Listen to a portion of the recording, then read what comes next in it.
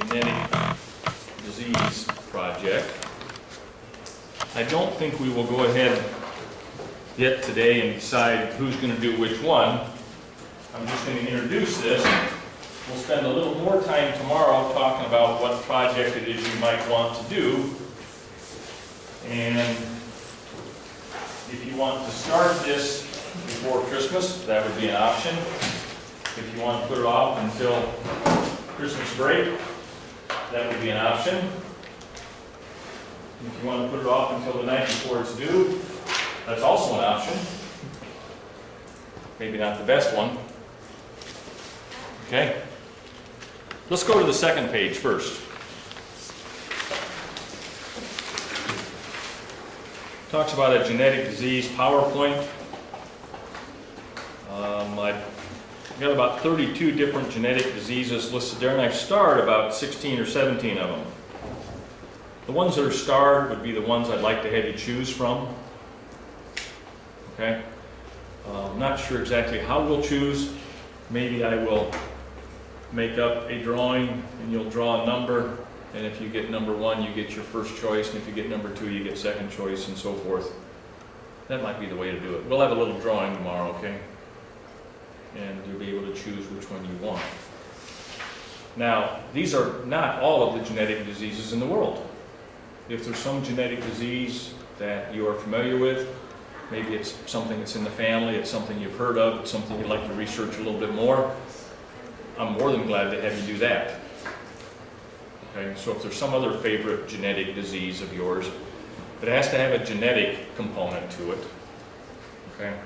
If there's something else you'd like to work on, you'd sure be welcome to. But eventually, if you go back to the first page, the kinds of things you're going to include in this PowerPoint presentation, you're going to talk about how is this disease inherited? Dominant, recessive, sex-linked, non-disjunction. What is it? Okay, single gene, multiple genes. And to be honest with you, we've been talking about genetic diseases that are single genes. In some cases, many disorders are not a single gene. When you talk about skin color, the choices are not just black and white, but there's lots of colors in between.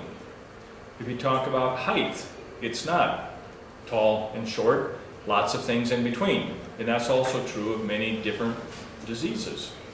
There's multiple genes that influence it, possibly. Is there anything else in the environment that triggers it or influences it? You'll talk about many things that are influenced by, maybe you had the trait for it, but then at some point in your life, something in the environment triggers it, starts it. Okay? You will find some of these diseases are found in certain races of people, certain nationalities of people. Okay? Certain parts of the world. Okay? What are the chances of parents passing it on to their offspring? Certainly, what are the symptoms? If a person has this disorder, what would you expect to see? Is there any type of cure, any type of therapy? If you have this thing, what can you do about it? If it's a genetic disease, you're probably not going to change the genes. Okay? But how does a person that has this manage it? It's possible there may be many different forms. For example, if you were going to say, is cancer genetic? Well, you're going to have to talk about a specific type of cancer that might be genetic. Limit it. Don't just talk about cancer in general, for example. Okay? So you may have to limit yours. As you're researching this, and obviously you guys have done these kinds of things before, but as you're researching this, it's very possible you might find diagrams, you might find images, you might find maps, you might find Punnett squares, and I would invite you to copy and paste those and put them right in your presentation. Okay, that's all going to make your presentation better. It's okay to cut and paste those. As you find other information about this genetic disease, include that. Make this thing be as solid and as entertaining as you can. How long should it last? A few minutes, not 20 minutes, not 15 minutes, more than 2 minutes, 3-4 minutes. And to be honest with you, I'll probably be sitting in the back of the room, And I'll probably be making some comments along with it, you know. And not trying to put you on the spot, but just talking about other things that might be interesting concerning it. How many slides should you have in your PowerPoint? It's going to depend on how you organize it. You know, more than a few, probably less than 10. I don't know, somewhere in there. There's no specific number that I'm looking for.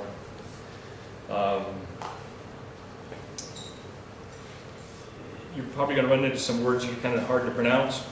Please attempt to pronounce them. If they're not quite right, that's fine. But make an attempt to it. Sometimes people just want to cut and paste from the internet. Certainly it's okay to cut and paste charts. It's okay to cut and paste, you know, graphs or something like that, or maps, whatever it might be. It's fine to cut and paste those. But when it comes down to the real heart of your report, don't just cut and paste that. Prepare your own slides. Okay, prepare your own slides. And if you have something on your slide, you should pretty well understand it. You know, don't put something up there and then come up, well, I don't know where that came from. I don't know what it means, but there it is. You know, if you put something up there, you want to try and understand and know why it's there and what it means. Eventually, you know, when it's time for you to give your report, we will plug this little connector into your computer, and we'll probably have you stand over here somewhere out of the way, okay, where you can see your computer, and you can also see the screen, okay. And you've given reports like this in the past. You know that it's best to not just read to us, okay. It's best to understand it and talk about it. You're certainly welcome to refer to the screen, refer to your computer, but don't just read stuff to us. Have a discussion about it, and for those 2 or 3 or 4 minutes, you're the expert, okay? On the last page is a rubric that says how I'm going to grade it. You know, so as you talk about, it's dominant, recessive, it's sex-linked, that's worth 5 points. Is it found in certain ethnic groups, certain nationalities, certain countries, males versus females, there's another 5 points. What are the symptoms? When do those symptoms show up? There's another 5 points. Any kind of a cure or therapy, your visuals, your graph, your charts, is your information complete? Is it accurate? And then, so those are worth 30 points. That's the information you give is worth 30 points. 10 points is for your presentation style. You know, do you know what you're talking about? Are you confident? You know, are you not reading to us? So, how's that sound? You've done those kinds of things before. My goal is not to get up here and make you cry. My goal is not to get up here and laugh at you and point at you. Not at all. Not at all. My goal is just to have you become the expert here for a few minutes and present your information. When we come back from Christmas, we have Monday, Tuesday, Wednesday, Thursday, Friday. Monday? Something like that. 4th, 5th, 6th, 7th, 8th, and the 11th. And then the 12th and 14th are semester tests. Have you seen the schedule yet? 4th and 13th, 14th and 12th and 14th are semester tests. 5th period, 7th period is on the 12th at 11:35. So we actually will take a test over genetics at that time. But that gives us the week right after Christmas, Monday, Tuesday, Wednesday, Thursday, Friday, to do these reports. And it will not take us that long. It'll take us probably 3 of those days maybe. And then we'll wrap up this whole genetics unit and get you ready to take a semester test that will be genetics only. Okay. The semester test. For other classes, I think teachers have been told that the test needs to be all-inclusive. It needs to cover the whole first semester. Again, for me, I'm kind of the new guy. I just kind of stepped in here and I have permission to do just biology only. Or just genetics only. Just genetics only. And that will be the first and only test that you'll take from me. And I will actually be pretty clear before the test as to what what things you can expect to see in the test. I'll be pretty clear from that. For the most part, you know, it's stuff that you're taking off this thing, off that study guide. There's the words to know, you know, the areas of emphasis. Those are the kinds of things you can expect to see in the test. And you've got a few more days to cover those things before that. So how about tomorrow? We'll have a drawing. You'll be able to pick your topic. Fair enough? Do you have to pick one of the starred ones? No, I would like to have you two. If you have another one that's kind of in the family or another one that's kind of a favorite, that is certainly a choice. Yes. I kind of lean toward the starred ones, but unless you have some reason to go a different direction. We'll do that tomorrow. Okay. We were talking about blood tests, okay, and blood types. We're going to come back to that some more. I thought maybe you guys would like to see how you type blood. So I brought some stuff with me here. And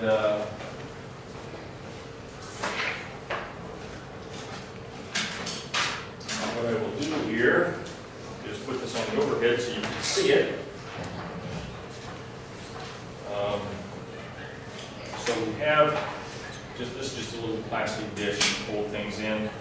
We have some little anti-B serum, which goes over there. We have some little anti-A serum, which goes over there. And we have a little alcohol pad to wipe my finger off here first. And so we wipe off the finger. And we have the little sharp thing here. And we poke my finger. And we put a drop of blood on there. Put a drop of blood on there. Put a little drop of this on this one. A little drop of this on the other one.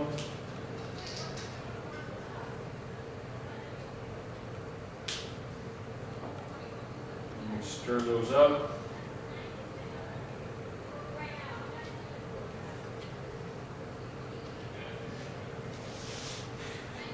And what we're looking for is something called agglutination or clumping.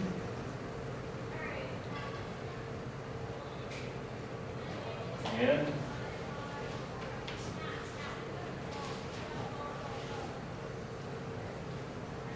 we can't quite see it. I'll bring it around so you can see it a little closer. Yeah, you can kind of see it. See the little dots in here? You don't see them here? That's the agglutination. I'll put this on a white piece of paper, white background, and it's a lot clearer now. So as you look at the reddish colored one, you see the little dots? That tells me that I'm type B. The B one clotted, the A one did not. So my blood type has not changed since I last did this.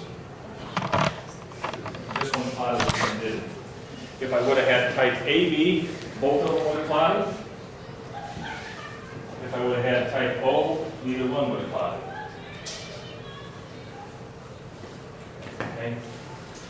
So B clotted, A did not. This one clotted, this one did not. Okay? So I'm still type B. There's the clots of type B, A did not clot. Fair enough?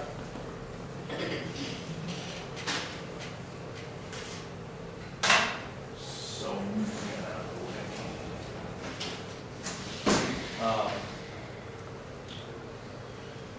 as the bell rang yesterday, I think I just pulled up a slide of the different ethnic and blood types related to different ethnic groups. Well,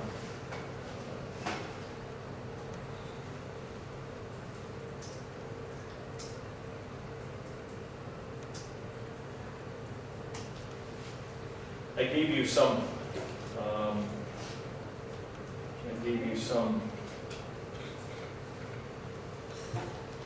numbers yesterday of about different blood types and how common they are.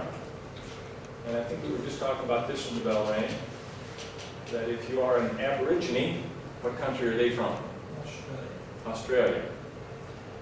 They have 61% type O, 39% type A. Nobody in that group has type B, nobody has type AB. So if some guy comes up and says, I'm 100% Aborigine, hail from Australia, all my family members are Aborigine, I'm 100%. What's your blood type? Type B? Sorry, you're not 100%. Okay? And you can say that about a couple other groups too. There's the Blackfoot American, I think we talked about that one briefly. If you are from Brazil and a member of the Bororo tribe, whoever that is, they are all type O. Nobody is type A, nobody's type B, and nobody's type AB. Okay? So these percents vary. Hawaiians, almost no ABs or whatever, Bs.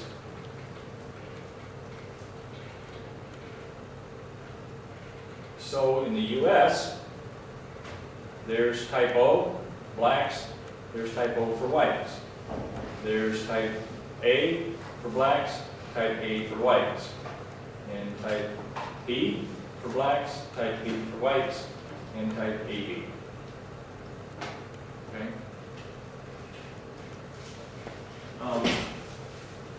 So remember we said yesterday that if you have type A blood, you can either be one chromosome say A, the other chromosome say A, or one say A and the other say nothing.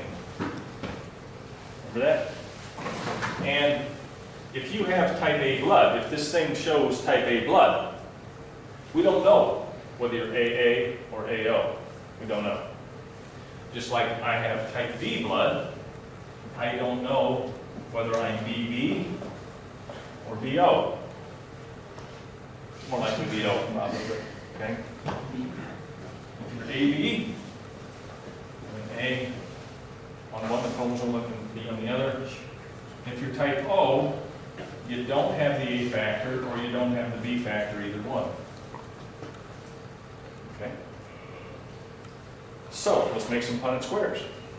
If a person with type A blood marries a person with type O blood, what do you expect for kids?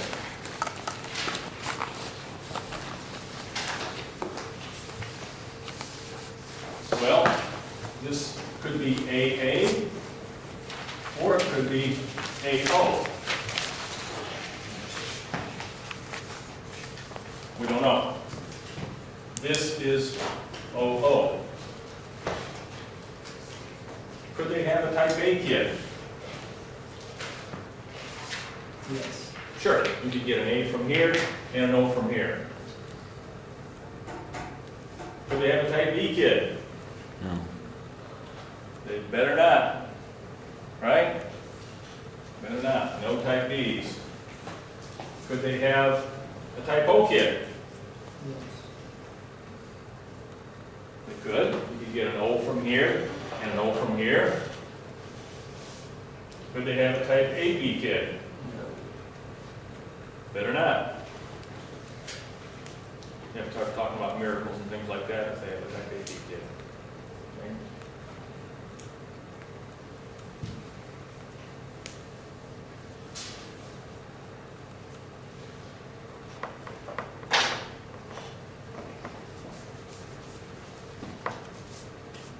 Could they have an A? Yes.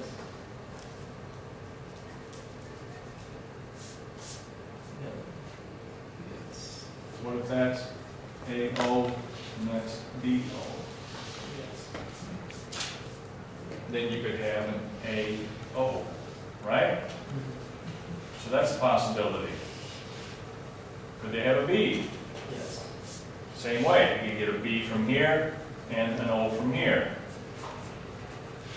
Could they have an AB? Sure. A from here, B from here.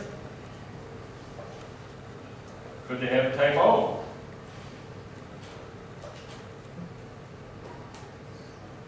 Sure. If this is AO and this is BO, you could take those. Okay, and so you got lots of opportunities there. Yes, sir. How do you know if you like B positive or B negative? To get the positive and negative is called the RH factor, and that's another blood test just like this one that you could do. That's another one, just like we said yesterday, your blood type makes no difference. It doesn't make you happier, healthier, run faster, jump higher, smarter, more disease resistant. It makes no difference in your life except when it's time to have transfusions. Same thing is true of RH factor. You're about 85% of the population is RH positive, about 15% is negative. It makes no difference in your life except during transfusions and or childbirth. And I don't think I'm going to take time to get into that. I kind of feel like I'm running out of time, so I don't think I'm going to get into that right now. It's another blood test like this. Okay. I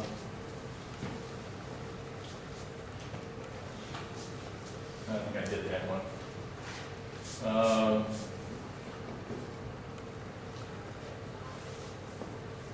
A and AB.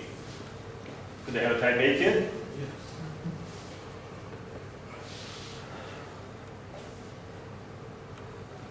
A from here, A from here. Could they have a B? Could be a B from here, an O from here. Could they have an AB? Sure. Could they have a type O? Better not. Type O, remember it's an OO.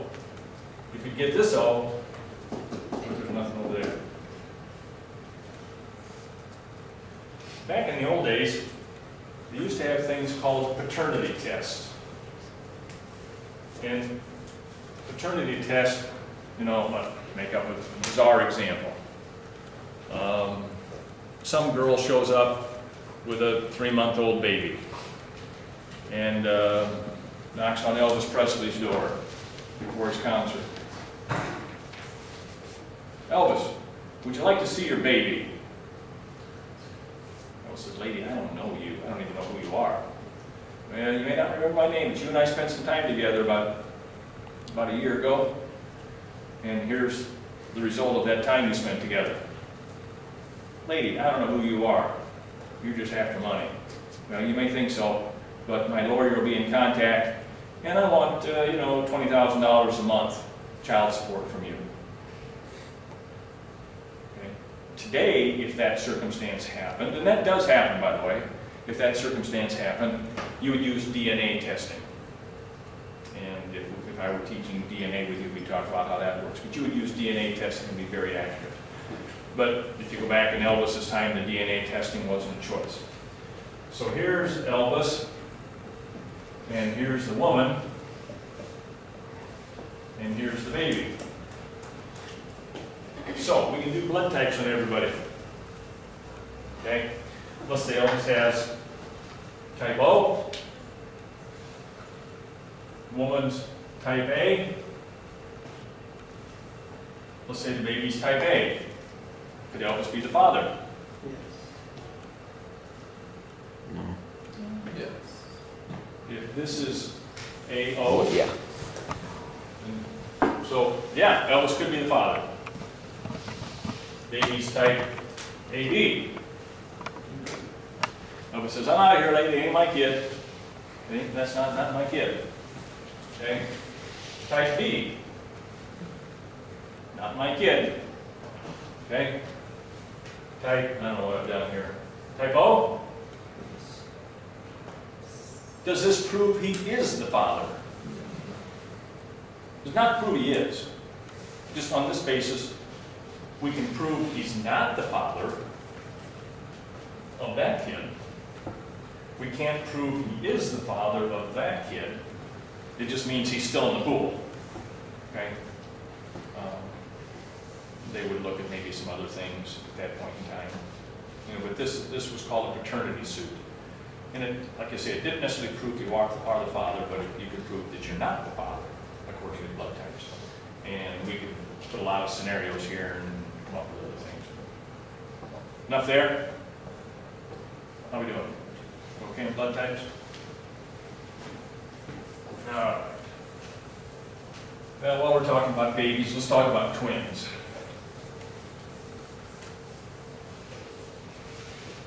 Okay, two types of twins, commonly called identical and commonly called fraternal. That's not very dark.